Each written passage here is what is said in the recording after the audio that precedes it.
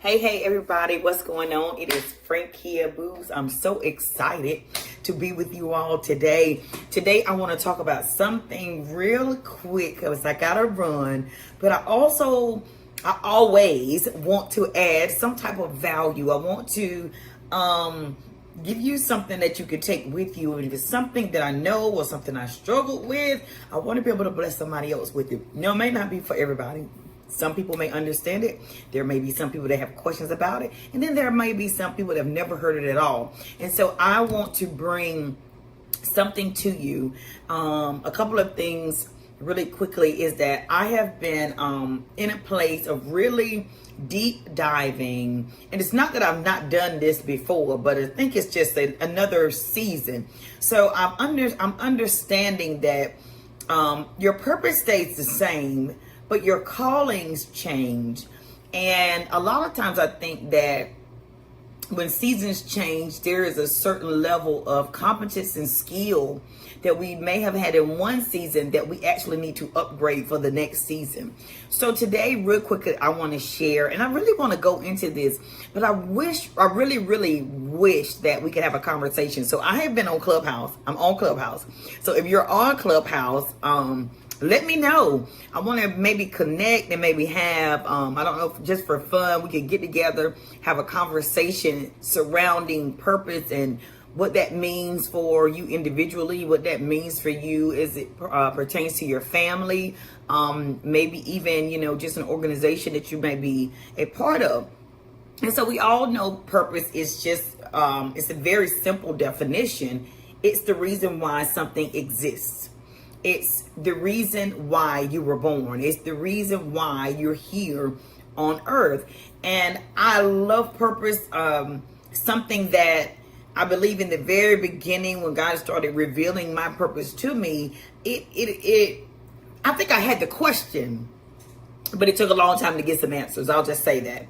I remember asking around 24, like, why am I here? What am I here for? And I really believe that it was God that was prompting me to ask those questions. I truly believe that I just didn't come up with that on my own. I was doing a whole lot of stuff, everything but purpose. And so I really truly believe that that was something that he was putting in me to actually want to know, want to understand. And so I started getting this frustration.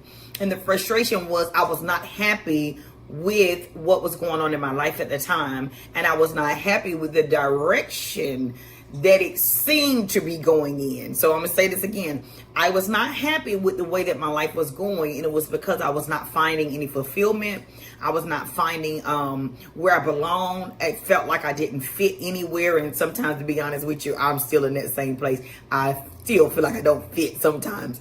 But depending on what the situation is, it really doesn't matter. I have learned how to just be and be who I am and stand in that place of authenticity, but also stand in the place that says, hey, this is me and I can't be anybody else but that. So I think sometimes what will happen is we are afraid to actually be all who we are. Like if God gave you a specific gift or God did a specific thing in your life, or he's giving you a particular purpose or a job or a calling or some type of competence, a skill set, a talent or gift, we sometimes will shy away from it when we feel like it may be outside of us, may be a lot bigger than us, or we may shy away from it when we feel like it may be judged, or we're not used to it. We don't really have a reference for it because it's something that maybe comes from the spirit. Now, I'm not talking about the skills. I'm not talking about the competence. Most of the time, those are things you kind of work at and you pick them up along the way. But we're talking about gifting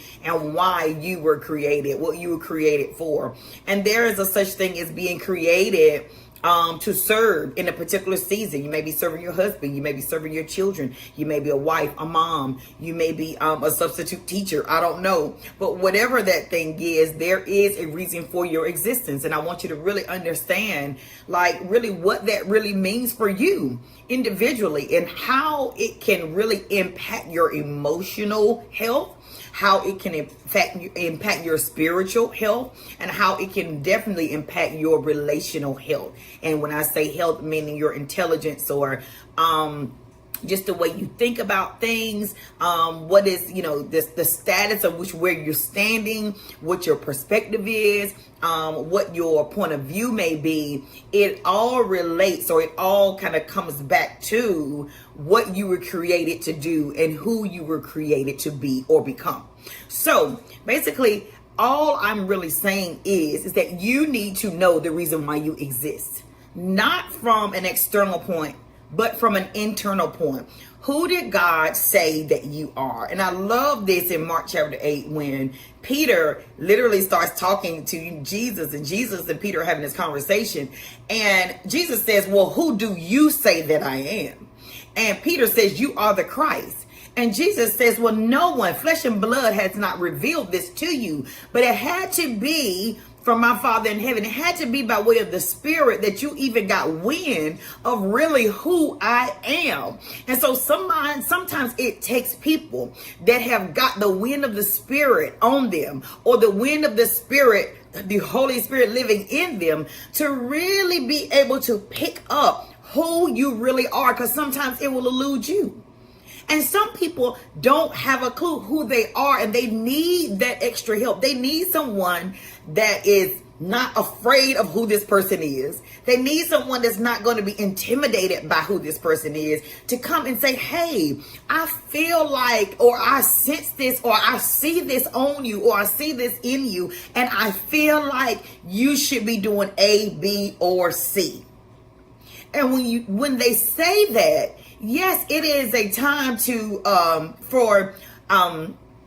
for you to sit back and reflect. It's a time for you to inspect. It should bear witness with you. I remember when I would go outside of my community, and I would go to different places, and I would go to different communities. And I remember when people would say things to me, it would literally hit me so hard, it would bring tears to my eyes. And I was like, God, why am I crying? Why does this hit me so emotionally? Why does this just make me almost boil over? And I would be feeling like, oh my God, what is going on? But it's like that person they were calling to, I knew her. I knew who she was. And so that's what I want to tell you, is that you, the person that you are called to be, when someone speaks a thing and it resonates with who you are truly, it will bring an emotional response sometimes. Sometimes it will hit you so hard where you feel like, and sometimes, I'll say this, it will bring some level of frustration sometimes, especially if you're not doing it. Because the first thing you're going to say is, Lord, how in the world am I going to do that? I see this person, but how in the world am I going to even become that?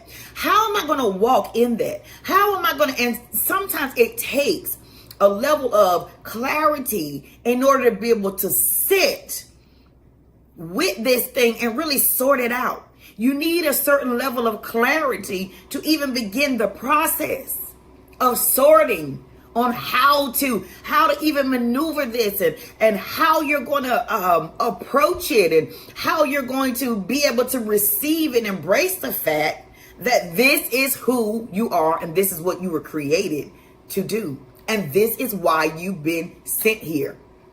So I just want to encourage somebody today. Most of the time, your purpose, let's just be honest. And I know a lot of people say, they're looking for people to say and to validate. And I've been down that road. I thank God for deliverance. But sometimes your purpose, people can say something. They can, like I said before, they'll bear witness. But your purpose has to be established in your own heart. Your purpose has to be established in your own heart. And so I'm going to ask you something really quickly, right? What type of decisions do you need to make to draw closer to God, number one, but draw closer to walking in alignment with what God has said about you? What type of things do you need to do? Where do you need to strengthen yourself in order to be able to get clear enough? Where do you need to strengthen yourself in order to get the emotional fortitude that you need in order to be able to go forth with it? Where do you need to be clear so that when you're walking, that there is a conviction in you that says, this is who I am and this is what I've been called to do. I was born for this. And so I'm talking to a particular person. I'm talking to someone that's on the fence. I'm talking to somebody that hasn't been sure. I'm talking to somebody that has had some disappointments, some setbacks, some hiccups. I'm talking to some people that have had some failures and have felt like that all is lost and you don't know how you're going to get to it and what you're going to do because you feel like you're too weak to even pursue or get to the next place in it. I'm talking to you. And if this is you, I have been there. And there are many more people that don't want to tell you that they have been there too. So don't you dare get hard on yourself. Don't you dare beat yourself up another day about it. But in this season, sometimes it's going to take you linking up with some other people that have been the places that you've been, that have had the issues that you've had, that emotionally have been wrecked in some of the places that you've been wrecked. But they've gotten to a place where they're overcoming that or they overcame that. And you need to link up with some people and have some conversations. Have some conversations on what do you need to do next? Where do you need to go next? Who do you need to become? And what do you need in order to be able to become it? So I hope this blessed you today. And I hope it left you with a lot of questions that says, Lord, where am I at and where do I need to go? And what do I need in between in order to be able to get that? What level of competence do I need? What level of clarity do I need? What is the capacity? What is my capacity now? And what is it going to take for me to be able to hold this vision, to be able to emotionally be able to walk this thing out, and ultimately be able to do exactly what it is that you're calling me to do. So I hope, again, this blessed you. I hope that this resonated with you. I hope that this bear witness with you so that you can get up and that you can dust yourself off. And it's time to get up and start moving again. It's time to get up and start moving again. So I'm going to say this one more time. God only knows why you were created. Your purpose does not come from anybody else but God. Seek ye first the kingdom of heaven, and all these things will be added unto you. Seeking God is one of the best things that you'll ever do in your life. He has the keys, he has the blueprint, he has the strategies, he has everything you need in order to get the work done. If you got a business, and you're trying to figure out how to do it, he is the way. If you need salvation, if you need to be saved from your circumstances, if you need deliverance, he is the way. Jesus is the way. God is the way. So don't let anybody else convince you that they got it. Don't let anybody else convince you that they have it. They are people that God will put in your life to help you along the way. There will be a blessing to you, or that will create things that God has actually ordained for you to be able to go through in order to be able to strengthen yourself. But don't ever, ever think that your purpose is sitting on the inside of someone and they got some type of lever to be able to turn you off or turn you on. So all that tells me is this. Only God can give me this. And only God can see me through. So again, I tell you, get up and get back going again.